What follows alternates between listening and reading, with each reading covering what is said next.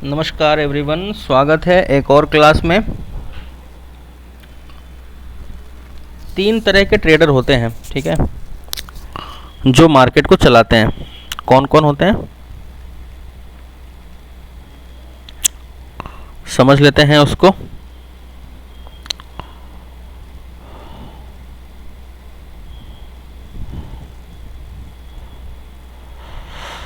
Okay, तीन तरह के ट्रेडर मार्केट को चलाते हैं। कौन कौन है वो? तो पहला है आपका FII, DII और तीसरा है रिटेल इन्वेस्टर। ठीक है, तो FII क्या है?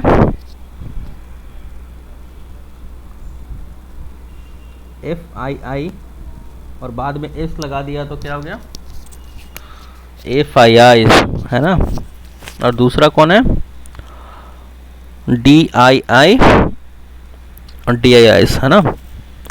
FIIs और DIIs। FIIs का मतलब होता है फॉरेन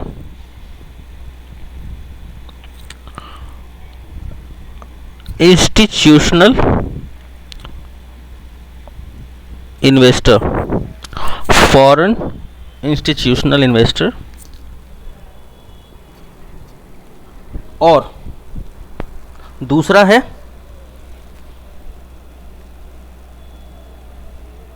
डोमेस्टिक इंस्टीट्यूशनल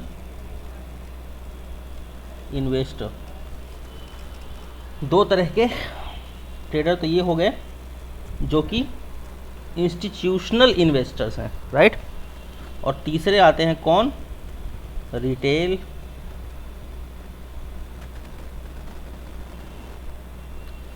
इन्वेस्टर।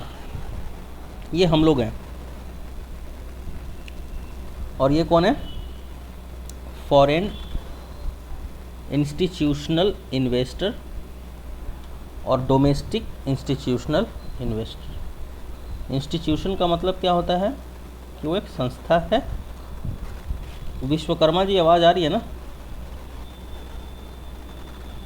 हाँ जी, विश्वकर्मा जी।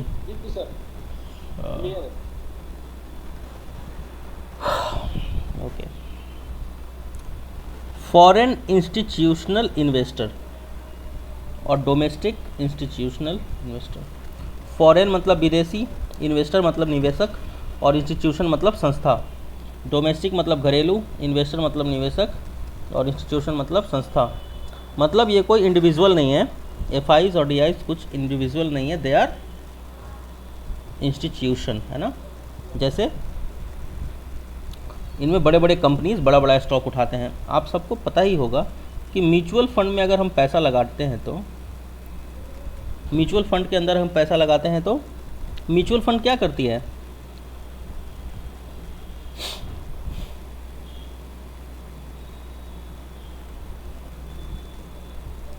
क्या करती है, कहाँ निवेश करती है म्यूचुअल फंड?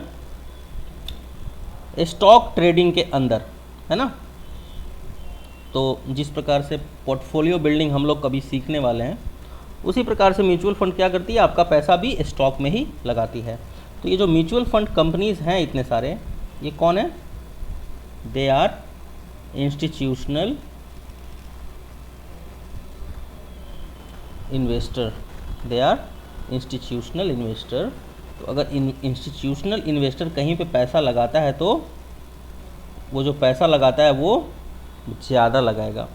म्यूचुअल फंड कहीं ख़रीदारी करेगा तो वो ऐसा तो है नहीं कि थोड़ा पैसा लगाएगा, वो तो भरपूर पैसा लगाता है। सो इंस्टीट्यूशनल इन्वेस्टर जो होते हैं, इनकी वजह से मार्केट में काफ़ी ज़्यादा प्रभाव देखने के लिए मिलता है। आए दिन आपने सुना होगा कि FIs ने इतनी बिकवाली कर दी। तो FIIs in the sense foreign institutional investor, जैसे इसके अंदर हेज फंड्स आ जाता है, फाइनेंस की कुछ कंपनीज आ जाती हैं, इन्वेस्टमेंट फंड आ जाता है, आपका म्यूचुअल फंड आ जाता है, तरह तरह के हेज फंड बता ही दिया मैंने। तो इस तरह के जो इंस्टीट्यूशन है जो म्यूचुअल फंड प्रोवाइड करती है, या फिर हेज आपका ETFs अगर कुछ कंपनीज प्रोवाइड करती हैं, तो ऐसे तो बहुत सारे निवेशक हैं। ETFs का मतलब भी आपको बता देता हूँ। तो ईटीएफ्स बेसिकली, जैसे अगर मान लो मेरे को निफ्टी बैंक खरीदना है, तो निफ्टी बैंक तो मैं खरीद नहीं सकता ना डायरेक्ट।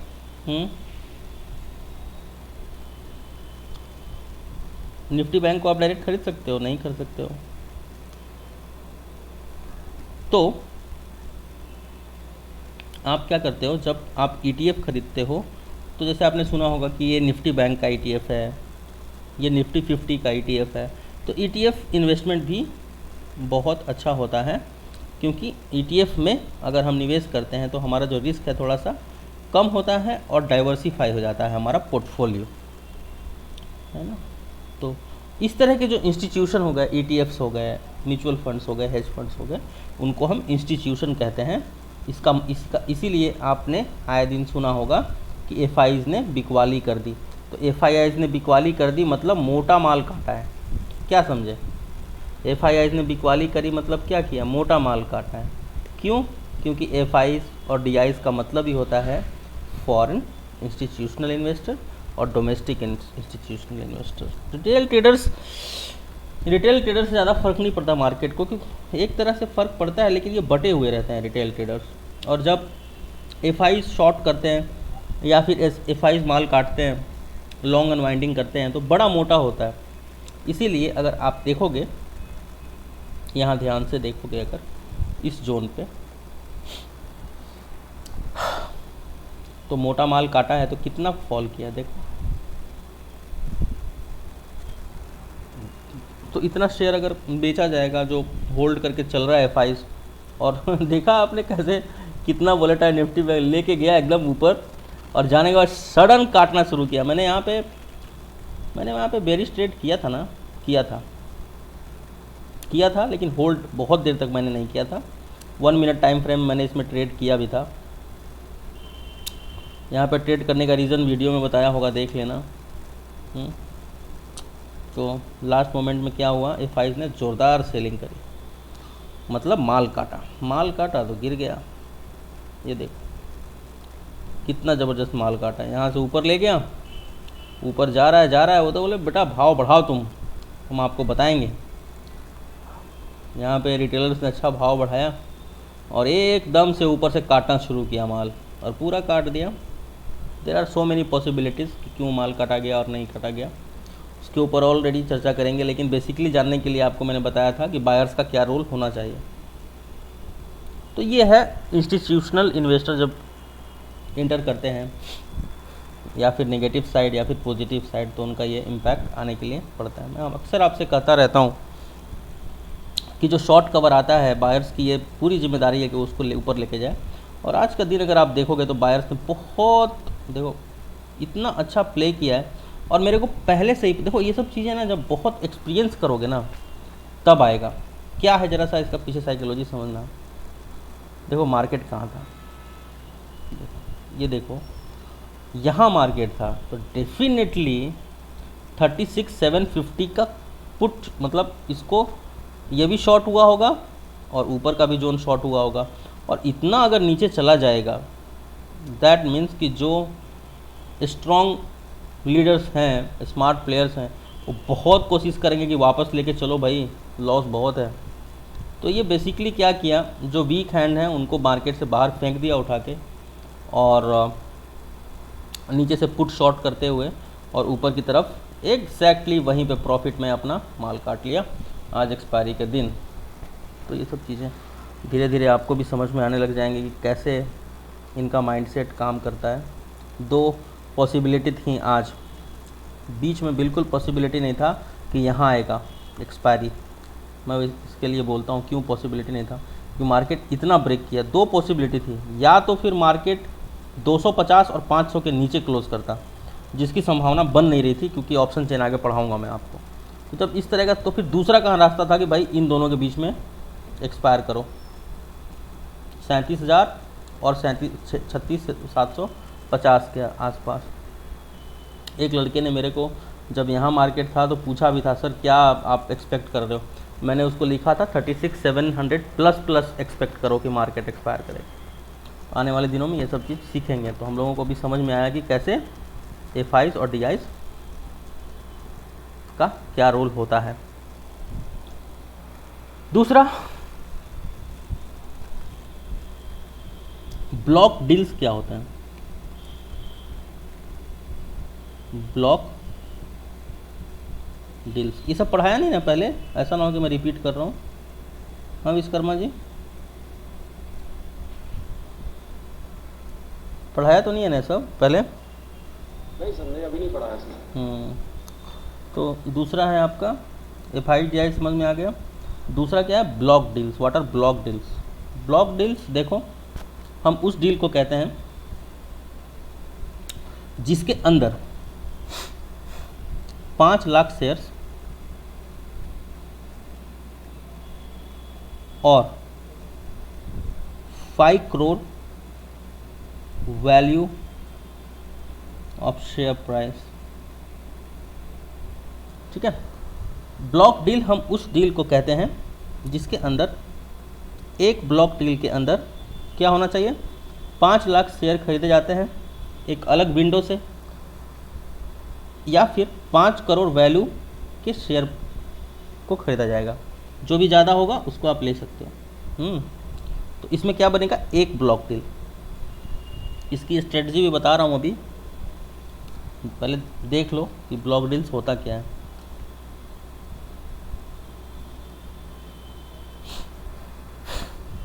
तो ब्लॉक डील्स किसे कहते हैं? ब्लॉक डील हम उस डील को कहते हैं जिसके अंदर किसी भी कंपनी के 5 लाख शेयर खरीदी किए जाते हैं, या फिर 5 करोड़ अमाउंट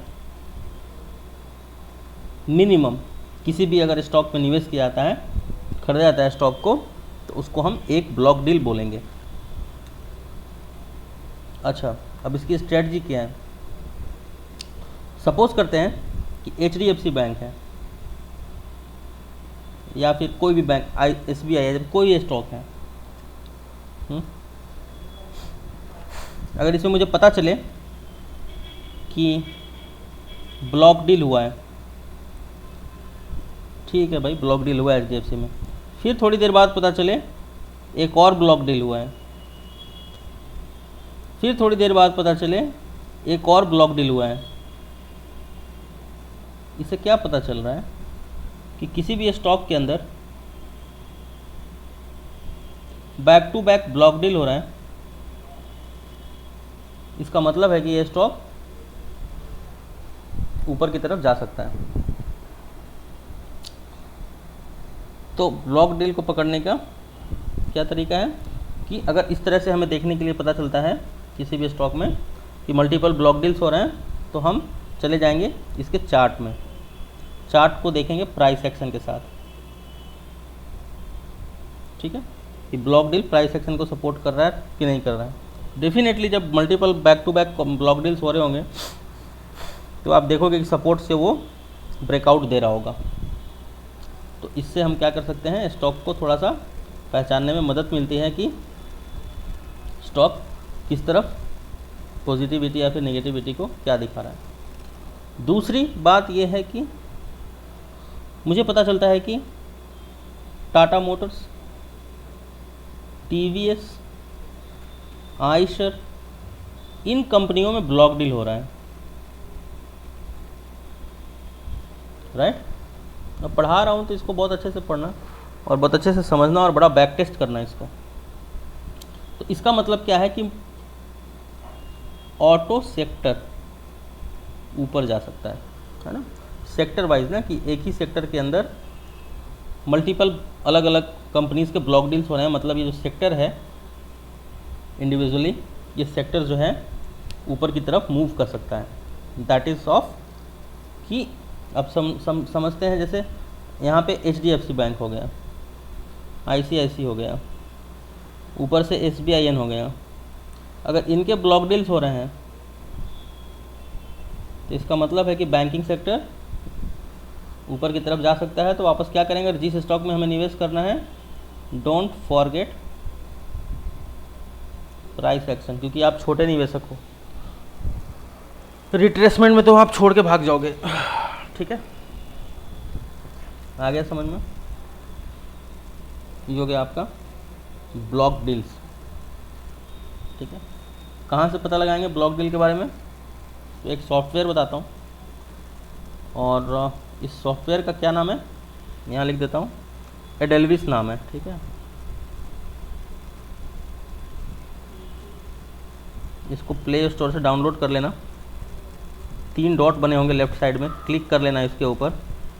क्लिक करने के बाद एक ऑप्शन आएगा न्यूज़ का, न्यूज़ पे क्लिक करोगे तो तीसरा या चौथा ऑप्शन आएगा ब्लॉक डील्स का। यहाँ से आप इसके ऊपर नज़र रख सकते हो, ब्लॉक डील्स के ऊपर। तो बताया ब्लॉक डील क्या होता है और कैसे हम इसको देख सकते हैं। इसको ऐड कर लो, आगे बढ़ते हैं। Water ADR and GDR, right. हमारे एनालिसिस को और थोड़ा तगड़ा करने के लिए हम एक और चीज़ यूज़ करेंगे जिसका नाम है ADR या फिर GDR। ADR क्या है? इंडिया की वो कंपनी जो US में ट्रेड की जाती हैं, तो इसको हम बोलते हैं अमेरिकन डिपॉजिटरी रिसिप्ट। क्या बोलते हैं? American depository receipt.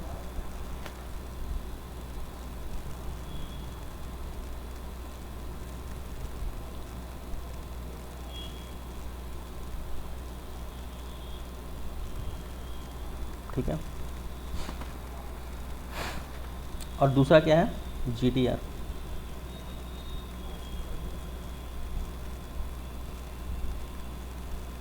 Global depository receipt, GDR बोलते हैं इसको। ये कहाँ पे जनरेट किया जाता है? UK surrounding. ये टाटा मोटर्स है। सुदर्शन क्या बात है यार, लिख रहे हो स्क्रीन के ऊपर।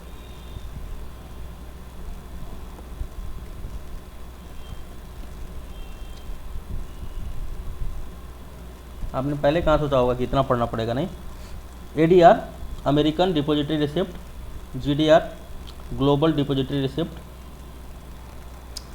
तो क्या करोगे? गूगल पे चले जाओ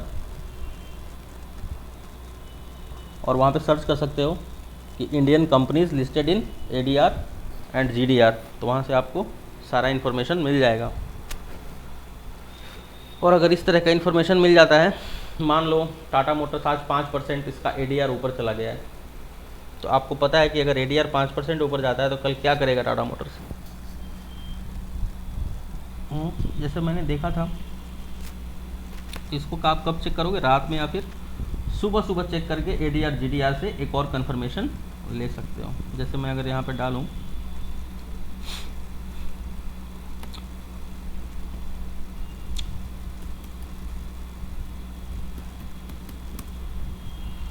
टाटा मोटर्स ADR, यहाँ पे चलते हैं हम लोग। क्या है टाटा मोटर्स ADR? 0.53 मतलब 1.84%। डेफिनेटली इंडिया में भी ऊपर ही होगा, मुझे ऐसा लग रहा है ऊपर गया होगा ज़रूर, क्योंकि ये तो 8 बज रहा है ना, कल का रिज़ल्ट बता रहा है। देखो ये जो अभी रिज़ल्ट निकाला मैंने, ये कब का रिज़ल्ट है? कल का। अभी तो वहाँ पे शुरू होगा, US में तो मार्केट अब शुरू होगा 9 बजे के आसपास ना, 8:30 9 बजे। तो क्या देखा हमने? ADR। आवाज़ आ रही है ना? सचिन खाड़े, सचिन भाई साहब आवाज़ आ रही है? आ रही समझ में आ रहा है ना?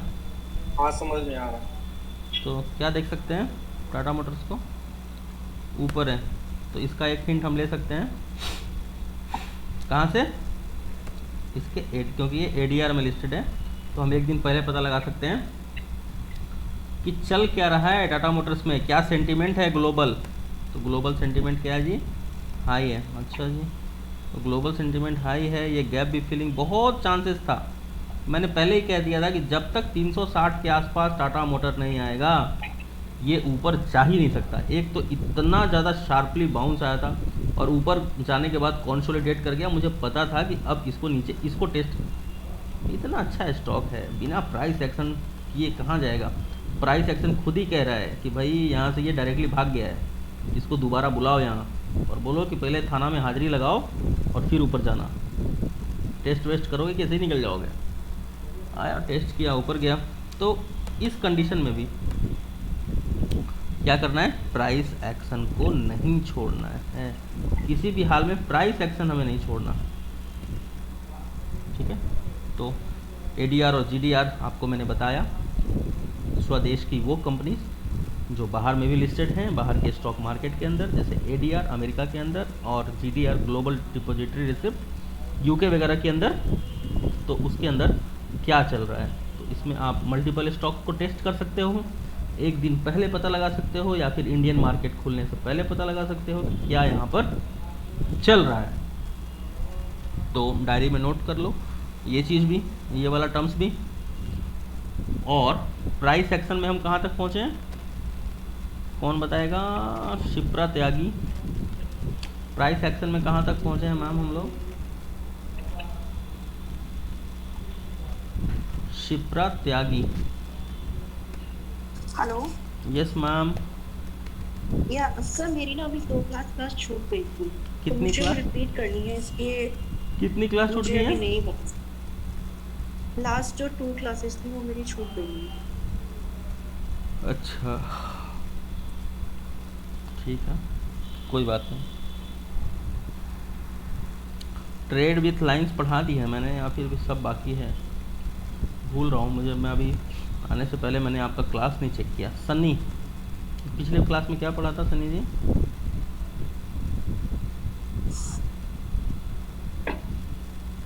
स्मृति सिंह, स्मृति सिंह अनम्यूट कीजिए गुड जी। Evening sir. Good evening. क्या पढ़ा था पिछले क्लास में? Support resistance. क्या सीधे स्ट्रेट लाइन के साथ है ना? यस सर, स्ट्रेट लाइन के साथ। ओके।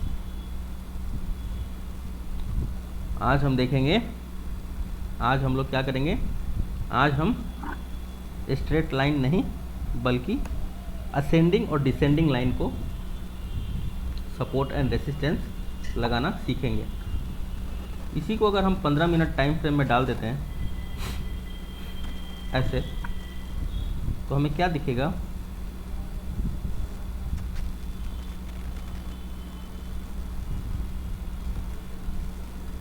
एग्जैक्टली अगर यहाँ से ऐसे लाइन खींचोगे क्या दिखता है, ये डिसेंडिंग रेसिस्टेंस है ना, ये रेसिस्टेंस है, ये आपका रेसिस्टेंस है, यहाँ गया तो रेसिस्टेंस फेस हुआ, यहाँ गया तो रेसिस्टेंस फेस हुआ, और यहाँ से क्या है, ये ब्रेकआउट है और ये डिसेंडिंग है। अब क्या करेंगे, असेंडिंग खींचेंगे। क्या सपोर्ट बन रहा है अब आगे, इस तरह से देखो, ये क्या जोन है, सपोर्ट का जोन है। ऊपर जाता है, सपोर्ट लेता है, वापस ऊपर जाता है, सपोर्ट लेता है, ऊपर सपोर्ट, ऊपर सपोर्ट, ऊपर ब्रेक हो गया। तो ये जो असेंडिंग लाइन था आपका, जो सपोर्ट था, अब ये क्या बन जाएगा, रेसिस्टेंस बन जाएगा, और कहीं कुछ नीचे दूसरा सपोर्ट फाइंड करने लग जाएगा। तो यहाँ आप देख सकते हो कि जब सपोर्ट ब्रेक हुआ तो कैसे ब्रेक हुआ, ठीक है, नीचे की तरफ आया। तो इसको क्या बोलते हैं, असेंडिंग, और ये हो गया आपका डिसेंडिंग। कोई भी स्टॉक, जैसा कि मैंने आपको बताया था क्लास के अंदर,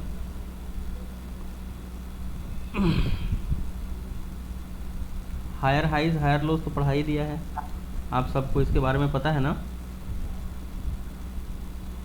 सर पता है, पर इस क्लास में हायर हाइज और हायर लोज नहीं हुआ है। ठीक है, चलो तो अब देख लो, हायर हाइज हायर लोज नहीं हुआ इस क्लास में। मुझे लगता है पहला या दूसरा क्लास होना चाहिए था हायर हाइज हायर लोज का। नहीं हुआ सर। नहीं हुआ है क्या? अच्छा,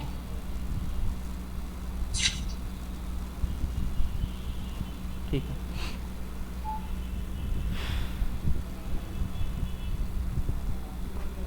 डिमांड सप्लाई तो हो गया ना? हाँ, डिमांड सप्लाई हो गया, और term, long term, short term और इसका भी इंक्लूड हुआ है। शॉर्ट कवरिंग का एक हो गया है ठीक है। तो और देखो, रेजिस्टेंस और सपोर्ट का एक होता है। तो ध्यान देने वाली बात यह है कि अगर कोई भी स्टॉक मूवमेंट करेगा तो किस प्रकार से जनरली मूवमेंट करना चाहिए उसको हम लोग अभी देखेंगे। किसी भी स्टॉक को अगर ऊपर जाना है तो डेफिनेटली डिमांड के साथ ऊपर जाएगा और सप्लाई के साथ नीचे आएगा।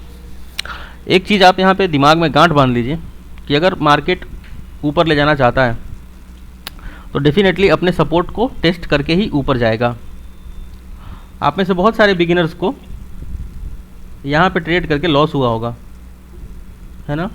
इसको बोलते हैं क्या, हायर हाइज, और इसको क्या बोलते हैं, हायर लोज। उसके बाद क्या, यहाँ पे क्या होगा, फ्रेश बाइंग होगी, ठीक है। और यहाँ पे क्या होता है, हायर हाइज के ऊपर सेलिंग होता है। फिर यहाँ से स्टॉक पे डिमांड आएगा, हायर हाइज होगा। हायर हाइज जाने के बाद market will try at least to test ये वाला जोन, ठीक है। तो इसी को बोलते हैं हायर लोज। तो होता क्या है कि जैसे ही मार्केट यहाँ से ऊपर निकलता है आप यहाँ पे क्या करते हो, बाई कर लेते हो, और मार्केट अपना हायर लो टेस्ट करने के लिए नीचे आता है, आपका स्टॉप लॉस खा जाता है। फिर आप क्या कह सकते हो, आपको ऐसा लगेगा जैसे ये स्टॉक मार्केट नहीं है, ये कोई गेम है या फिर कोई कंप्यूटर सिस्टम है जो मुझे देख रहा है। जैसे ही ऊपर जाता है मैं बाई करता हूँ, मार्केट नीचे चला जाता है। जैसे ही मेरा लॉस होता है मैं काटता हूँ, मार्केट वापस ऊपर चला जाता है। ये क्या हो रहा है और ये कौन सा प्रॉब्लम है? तो ये कुछ नहीं है, ये बेसिकली हायर हाइज और हायर लोज वाला इशू है आपके साथ। अगर ऐसा होता है कि मार्केट आपका स्टॉप लॉस खा के और आपके ही डायरेक्शन में जा रहा है, इसका मतलब है कि आपको हायर हाइज और हायर लोज में समझने में आपको प्रॉब्लम आ रही है। खास करके इंडेक्स ले लो या फिर कोई भी स्टॉक भी ले लो, तो वो हमेशा हायर हाइज हायर लोज बनाता हुआ ऊपर जाता है। हायर हाइज के ऊपर सेलिंग आती है और हायर लोज के ऊपर क्या आता है, बाइंग आता है। वापस जाएगा ऊपर, वापस कोशिश करेगा इसको टेस्ट करने के लिए। अभी मैंने एक बात बोला था कि टाटा मोटर्स को अगर ऊपर जाना है तो इसको ये जोन टेस्ट करना पड़ेगा। ध्यान से देखना, क्यों ये बात बोला मैंने। देखो, ये रेसिस्टेंस है टाटा मोटर्स का, ये वाला आ रहा है समझ में, ये रेसिस्टेंस था और यहाँ से डायरेक्टली ऊपर चला गया। हायर हाइज तो लगाया और हायर लोस कौन लगाएगा फिर? यानी कि ये जोन ऑलमोस्ट टेस्ट होना चाहिए, ऑलमोस्ट अप्रोक्सीमेटली। अब टेस्ट हुआ तो फिर ऊपर जा रहा है। तो ये जो जोन था आपका, ये हायर हाइज का जोन था, ये हायर लोस का जोन था, और यहाँ पर क्या आता है, फ्रेश बाइंग आता है ना। ये क्या है, फ्रेश बाइंग का जोन है। तो हमेशा अक्सर हमें हायर लोस के ब्रेकआउट के ऊपर ही बाइंग करना चाहिए ताकि हमें स्टॉप लॉस छोटा मिले और हम एक अच्छे टारगेट तक ऊपर जा सकें। इसीलिए मैंने बोला कि टाटा मोटर्स को यहाँ आना ही पड़ेगा। ये मैंने पहले ही कह दिया था, क्योंकि ये ऊपर जाके गैप अप करके और कंसोलिडेट कर रहा था, तो इसको और ऊपर जाना है तो ये जोन इसको टेस्ट करना ही पड़ेगा। ये है इसका हायर लो का जोन। तो हायर लो का जोन ये टेस्ट किया, हायर लोज, और यहाँ से अब हायर हाइज। अगर इसको ब्रेक कर देता है, मान लो यहाँ से ऊपर ब्रेक कर देता है, तो वापस इसको ये जोन टेस्ट करना पड़ेगा और फिर ऊपर जाएगा। दैट इज़ द नियम ना। और इतना अच्छा स्टॉक है जो कि प्राइस एक्शन को बहुत मानता है और उसको फॉलो करके चलता है, तो he have to follow the नियम, राइट। ही हैव टू, तभी तो निवेशक या फिर इन्वेस्टर्स को इसके ऊपर भरोसा बढ़ेगा कि नहीं ठीक है, प्राइस एक्शन सही चल रहा है। तो स्टॉक अगर ऊपर जाता है तो हायर हाइज पे कभी भी एंट्री मत करना। हायर लोज से ब्रेकआउट के ऊपर एंट्री होती है। Higher highs higher lows, higher highs higher lows, ऐसे स्टॉक ऊपर जाएगा। एक बहुत अच्छी चीज़ बताता हूँ, अगर ऊपर जाता है और इसका हायर लो अब नीचे आता है, अगर ये कमज़ोर पड़ता है तो इसको ये ब्रेक कर देगा। तो मल्टीपल टेस्टिंग, जहाँ पे जैसे मान लो इस पर मल्टीपल टेस्टिंग हो गई, तो अब ये एक स्ट्रॉन्ग सपोर्ट का काम करता है, ठीक है। ये क्या काम करेगा, स्ट्रॉन्ग सपोर्ट का काम करेगा इसका। तो समझने वाली बात यह है कि इसके ऊपर ज़रूर नज़र रखना कि अगर higher highs higher lows, higher highs higher lows, higher highs higher lows, अगर ये जा रहा है ऐसे स्टॉक, ठीक है, और कहीं पे हायर लोज इसका कमज़ोर पड़ा तो इसको ऐसे ये ब्रेक कर देगा और फाइनली नीचे आके कहीं कुछ स्ट्रॉन्ग सपोर्ट को देखेगा, ठीक है। लेकिन जनरली अगर स्टॉक को ऊपर जाना है तो ऐसे जाता है, ये सपोर्ट और ये रेसिस्टेंस ऐसे बनाते हुए, और इन दोनों लाइन को क्या बोलते हैं, असेंडिंग चैनल, ठीक है। तो ज़्यादा नहीं पकाऊंगा आपको, हायर हाइज हायर लोज बोल दिया है। अभी ascending channel descending channel next class में और अच्छे से पढ़ाऊंगा, अभी बस जानकारी के लिए आपको बता रहा हूँ। अब स्टॉक को नीचे आना है तो हमेशा अपने रेसिस्टेंस को टेस्ट करके नीचे आता है। जिस प्रकार से स्टॉक को ऊपर जाना है तो हमेशा अपने सपोर्ट को टेस्ट करके ऊपर जाता है, ऐसे ये सपोर्ट ये हायर हाई सपोर्ट का काम करेगा ऊपर जाने के लिए। उसी प्रकार से अगर स्टॉक को नीचे आना है तो हमेशा वो लोअर हाइस को टेस्ट करता हुआ नीचे आता है। जैसे पॉइंट ए है, यहाँ पे एक रेसिस्टेंस है, स्टॉक यहाँ से मान लो एम पैटर्न बनाता है, यहाँ से फॉल करता है ऐसे, तो चांसेस आर वेरी हाई ये लोअर हाइस लगाएगा, इसीलिए बोला जाता है कि लोअर हाइस पे शॉर्ट होगा। यहाँ पे क्या होगा, फ्रेश सेलिंग होगा। सिर्फ ये क्लास अच्छे से पढ़ लोगे तो आधा तो आपको प्राइस एक्शन ऐसे ही समझ में आ जाएगा। क्या होगा, यहाँ पे फ्रेश सेलिंग होगा, ठीक है। वापस ये ऊपर जाएगा, यहाँ पे क्या होगा, फ्रेश सेलिंग होगा, और ये है इसका हायर लो का जोन, ठीक है, हायर लो। यहाँ पे एग्जिट होगा पोजीशन या फिर बाइंग होगा, ऊपर जाएगा नीचे आएगा, वापस इसको टेस्ट करने की कोशिश करेगा। लेकिन ध्यान रहे यहाँ पे जाते ही बिल्कुल शॉर्ट नहीं करना है, यहाँ पे हमें क्या चाहिए, पैटर्न्स या फिर सिग्नल चाहिए कि हाँ यहाँ से नीचे जाएगा। कहीं ऐसा भी हो सकता है, ध्यान रखो, higher highs lower highs lower lows, lower highs lower lows, lower highs lower lows, और मान लो अगर ये वाला जो जोन है इसको टेस्ट करने के लिए लोअर हाइज को गया और ये कमज़ोर पड़ा, यहाँ पे फ्रेश सेलिंग नहीं आया तो क्या करेगा, ये यहाँ चला जाएगा कि भैया अब तो सेल कर दो फ्रेश सेलिंग, और पता चलेगा ये भी अगर कमज़ोर पड़ा तो इसका मतलब है कि शॉर्ट कवर आएगा और यहाँ पे ढूंढेगा फ्रेश सेलर को, और फ्रेश सेलर नहीं होगा तो ये higher highs higher lows higher. समझ में आ गया बात समझ में। सपोर्ट अगर कमज़ोर पड़ेगा ना तो फिर क्या करेगा, और नीचे चला जाएगा। निफ्टी बैंक में देखो, दिखाता हूँ दोनों हायर लो में सपोर्ट पे पैटर्न बनाता है क्या कुछ? सब में बनाता है, बिना ऐसे कहीं कुछ नहीं जाता। आप उठा के देख लो किसी स्टॉक, देखो 1 मिनट का टाइम फ्रेम लगाता हूँ, आपको समझाता हूँ मैं, ध्यान से देखो। मार्केट ऊपर गया, ठीक है, कैसे ऊपर गया मार्केट,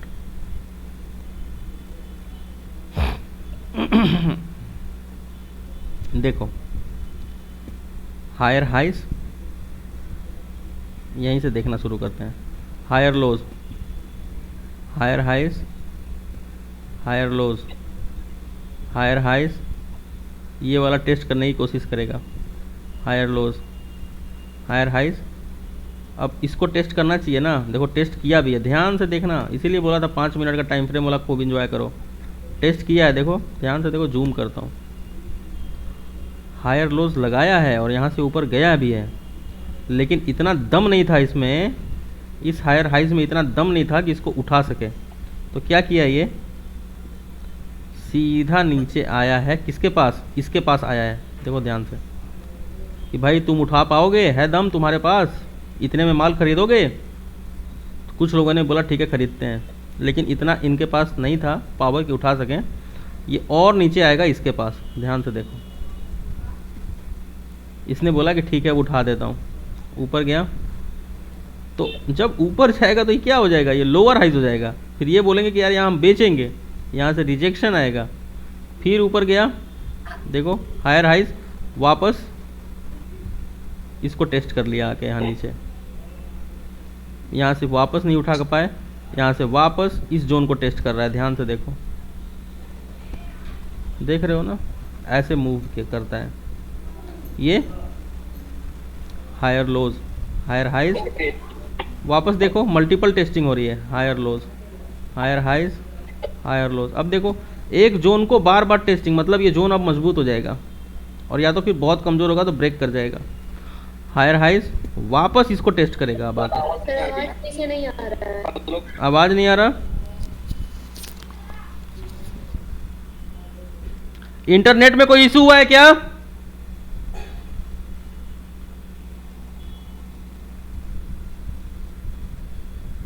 इंटरनेट में क्या इशू हुआ है?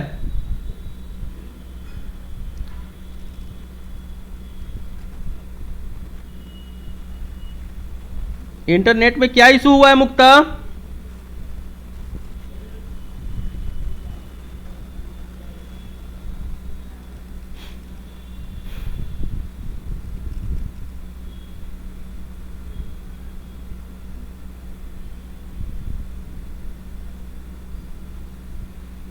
सॉरी,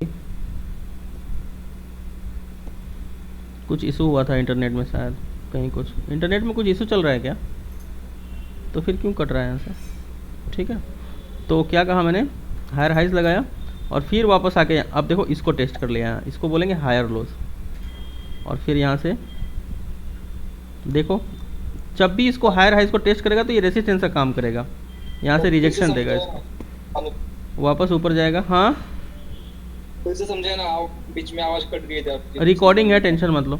और ये देखो वापस क्योंकि कहाँ टेस्ट कर रहा है, हायर लोज, हायर हाइज। अब इसको टेस्ट करेगा, higher lows approximately, higher highs